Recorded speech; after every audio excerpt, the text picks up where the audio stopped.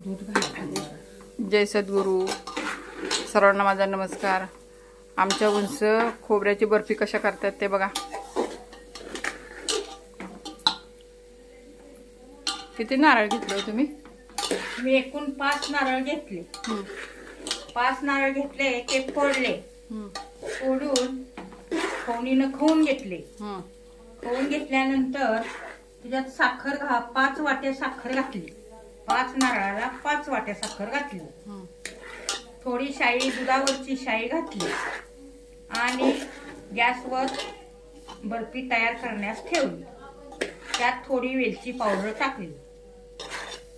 आता मी बर्फीचं मिश्रण एकत्र करून ते हलवत आहे.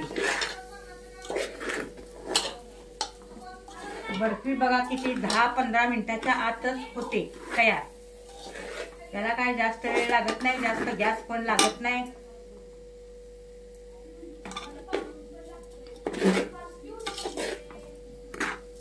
खायला एकदम मऊसूत असते. दुधावरची साई टाकली का नाही की मग छान होते बघा बर्फी.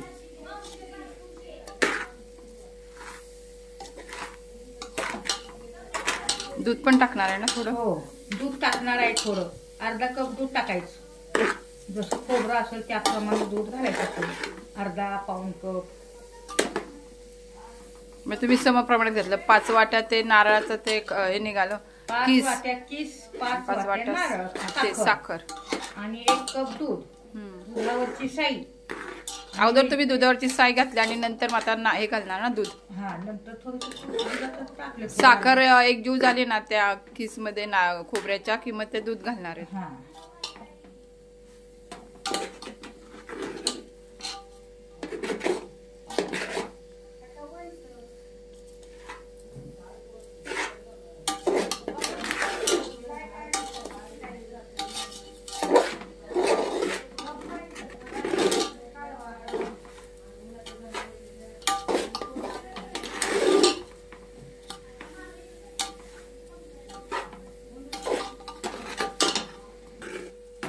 आता बर्फी तयार झालेली आहे.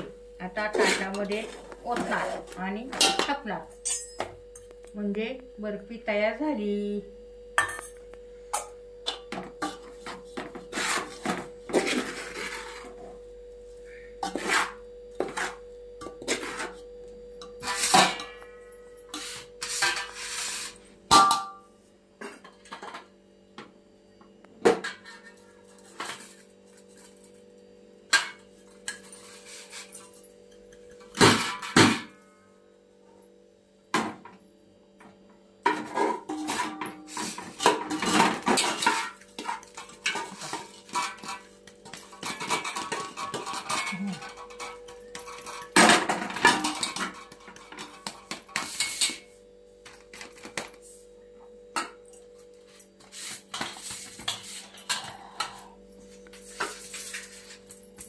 पाण्याचा हात लावून बर्फी थापत आहेत. हो, गरम आहे.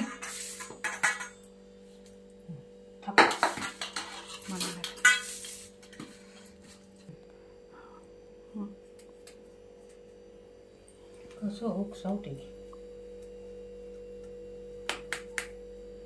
5 नारळाची बर्फी तयार झालेली आहे. 10 मिनिटात झाली बर्फी आहे ना? 10 मिनिटात बर्फी झालेली आहे.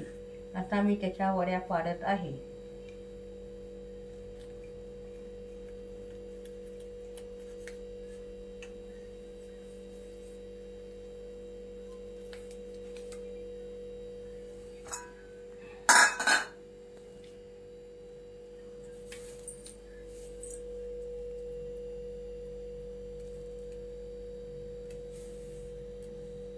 अशा प्रकारे नारळाच्या वड्या तयार करून झालेल्या आहेत. आता सर्व करा. आता सर्व नारळाच्या वड्या खायला या. आणि कसं